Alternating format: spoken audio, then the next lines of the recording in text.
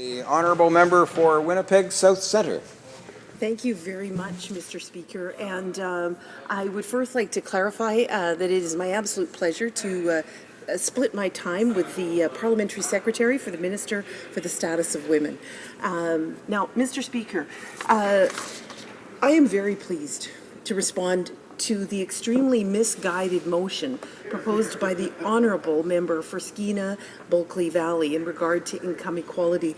And in his earlier comments, it seemed that he was putting women in the kitchen. And I'm proud to say that I am a woman, I am a member of the House of Commons, I am a chartered accountant, and I am a mother. I'm proud of all of those roles, and apparently the honourable member isn't comfortable with that kind of diversity in all of our caucuses. Today, I would like to reassure the honourable member that our government's top priority remains focused on creating jobs, economic growth, and long-term prosperity for future generations, for our children.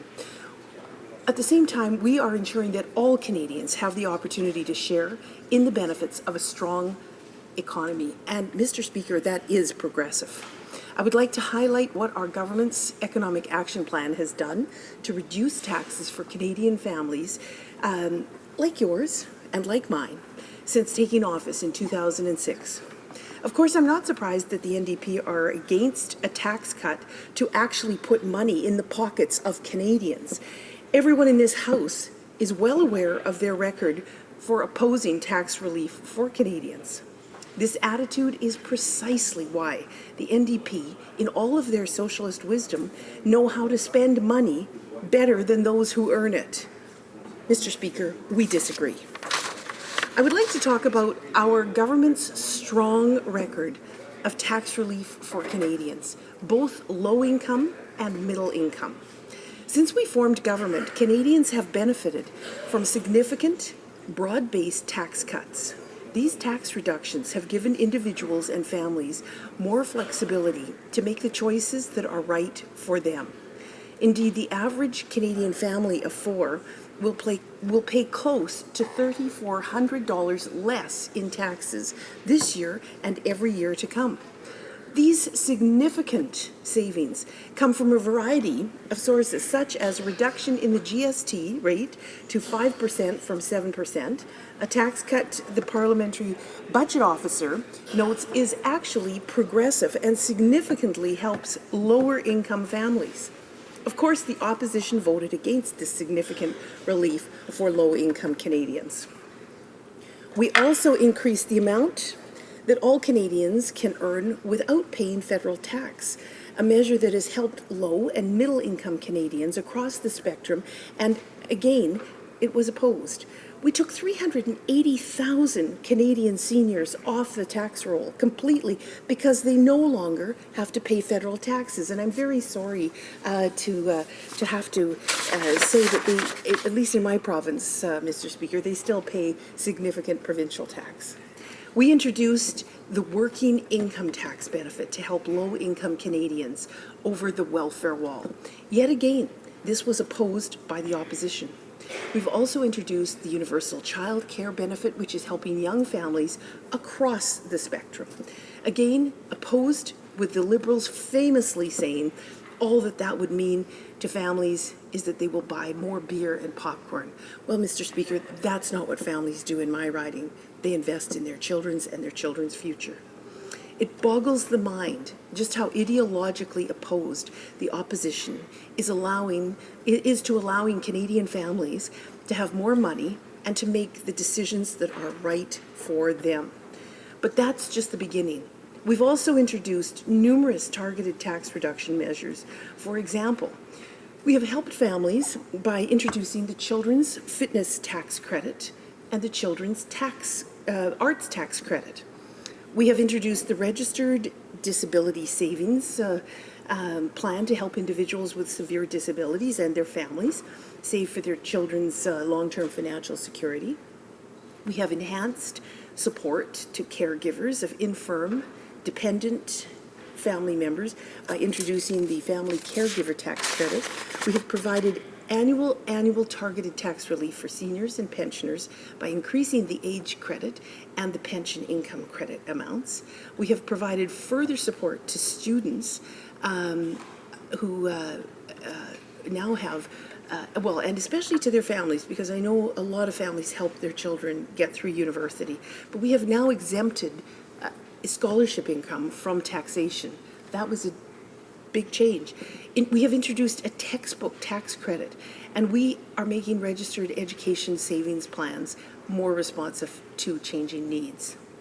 We have introduced pension income splitting for seniors, which has had a huge impact and a helpful impact on so many seniors.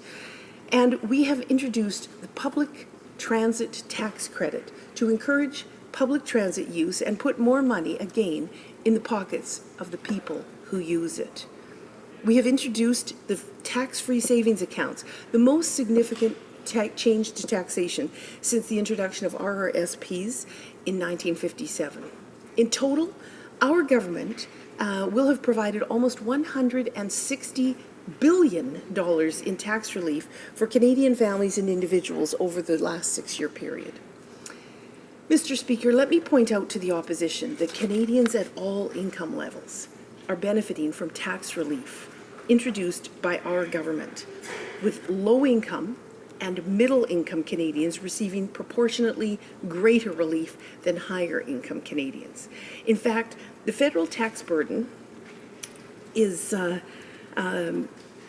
lowest it has been for all Canadians in 50 years, and more than 1 million low-income Canadians have been completely removed from the tax rolls as a result of the tax relief provided by our government.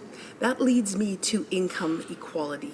That leads to real income equality, Mr. Speaker. Canadian families in all major income groups have seen increases of about 10% or more in their real after-tax, after-transfer income since we, the Conservative Party of Canada, formed government. Canadian families in the lowest income group have seen a 14% increase in real income. Moreover, Canadian families in all major income groups had higher income after taxes, transfers, and inflation in 2011 than they had prior to the recession. And that is great news for Canadians. The share of Canadians living in low-income families has also fallen to its lowest level in 3 decades. Canadian children from poor families have a higher probability of moving up the income scale than similar children in such countries as the United States, the United Kingdom, France, or Sweden. And this confirms that our low tax plan for job creation, economic growth, and long-term prosperity is in fact working. Going forward, the government will keep taxes low and will examine ways to provide further tax relief for Canadians while returning to balanced budgets. Of course, the leader of the NDP claims that the average Canadian family earns 7% less than they did 35 years ago. Now, Mr. Speaker, this figure is wrong and is based on median market income before tax, before transfer incomes of Canadian families. This is not new math, Mr. Speaker. This is bad math, and you have to take all of the factors into account when you do any kind of calculation. This figure does not adjust for the fact that the average number of people in Canadian families has actually declined over the last 3 years and overlooks the impact of taxes and transfers. Controlling for that changed composition of Canadian families and accounting for the impact of taxes and transfers, the income of middle-income families increased by 31% since 1976. Mr. Speaker, our government has shown that we are providing the support hardworking Canadian families need. Our recent budgets have built upon our record of supporting families and communities while establishing a path for returning to balanced budgets. Economic Action Plan 2014 supported families by keeping taxes low, better recognizing the costs of adopting a child, helping to lower the prices of consumer goods, better protecting financial consumers, including seniors, and promoting low-cost and secure pension options. Our approach is working. I am very optimistic about our prospects as a nation, and I am very, very optimistic of the opportunities that will be available because of Economic Action Plan 2014 for our children, for the future, for our seniors, and for Canadian families who now have more money in their pockets. Conservatives believe that Canadian families know how to spend their money. They don't need the NDP to spend it for them. Thank you so much. Questions and comments? The honourable member for Skeena Bulkley Valley. Thank you, Mr. Speaker. I listened to my friend's speech, but I'm a bit confused in that she didn't talk about the Conservatives' income splitting scheme, which is the topic of today. So maybe she could clarify if she's in support of the $5 billion income splitting scheme as it's been suggested by the finance minister is a good policy. We know Mr. Flaherty thought it was a worrisome policy. I know she's been given direction from her friend across the way to say this is a universal conversation, but this is just a very clear and simple and respectful question. Is she in favor of the income splitting scheme as has been suggested by the current finance minister? The $5 billion program that Conservatives have talked about in the 2011 election. It's not a new thing, it's not unknown. The Conservatives have talked about it. They said the finance minister says he's supportive. I'm wondering if my friend is as well. Member for Winnipeg South Centre. Thank you very much, Mr. Speaker, and I thank the honourable member for his question. While he evokes the name of the late Jim Flaherty in this House today, he didn't listen to what Jim Flaherty said. And Jim Flaherty was perfectly clear when he delivered Economic Action Plan 2014. Number one, we are going to reduce the budget. We are going to reduce the deficit so Canadians do not, we don't mortgage the future of our children. That was number one. Number one. Number two, the late Minister Flaherty was perfectly clear that we're going to look at all kinds of tax reductions, and contrary to the opposition, we believe that Canadian families can do a better job spending money on their children and investing where they believe it matters than having the NDP spend it for them. So thank you very much, Mr. Speaker. Questions and comments? The honourable member for Winnipeg North. Yes, thank you, Mr. Speaker. My question to the member is in regards to the income inequality that does exist today, where you get a growing number of people that are wealthy, that are getting wealthier, versus those that are at the other end of the spectrum. And my question to the member is, does she foresee in the future where the Conservatives will in fact try to narrow the gap so that we're enhancing life for the middle class in Canada? And if so, when does she anticipate that we'll be seeing such actions that will provide a tangible result? Honourable member for Winnipeg South Centre. Thank you very much, Mr. Speaker, and I so appreciate the comments and questions from my honourable colleague from Winnipeg. He made a very interesting point in his questions to the previous speaker. And he made the comment that the NDP government in Manitoba has not put tax cuts in for seniors. Mr. Speaker, we have taken 380,000 senior citizens in Canada off the tax roll. In Manitoba, those senior citizens who pay no federal income tax do pay provincial income tax, and that is a scandal. As to the middle class, Mr. Speaker, we have received the commendation from the parliamentary budget officer, who indicated that the middle class has never been better off, and New York Times says the same. Thank you so much. Questions and comments? The Honourable Minister of State for the Southern Ontario Economic Development Agency.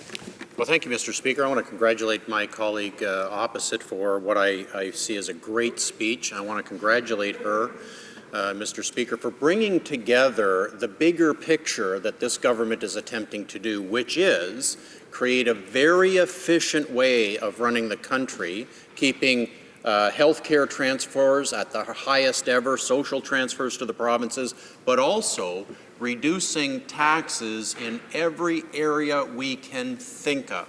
She makes a valid point that people know how to spend their money better than any government. Mr. Speaker, in Ontario, for example, we have a provincial government whose tax rates are out of control, electricity rates are the highest in North America, whose people are taxed to death and see money wasted every day. I wonder if the member can comment on all the tax initiatives that this government brings forward, not just this one, because it is about the whole picture of making Canadians' lives much better. Well, member for Winnipeg South Centre, a short response, please. Well, I thank the minister very much for his question, and although I couldn't possibly, even if I had all day, speak to all of the tax cuts in detail that this government has delivered. The Minister for State for Finance yesterday, and throughout the week, the Minister of State for Finance has made clear that we are in a leadership position in terms of reducing taxes. We are asking all other levels of government to reduce tax on Canadian citizens as well. And that's our plan, and it's going to work, Mr. Speaker. Thank you.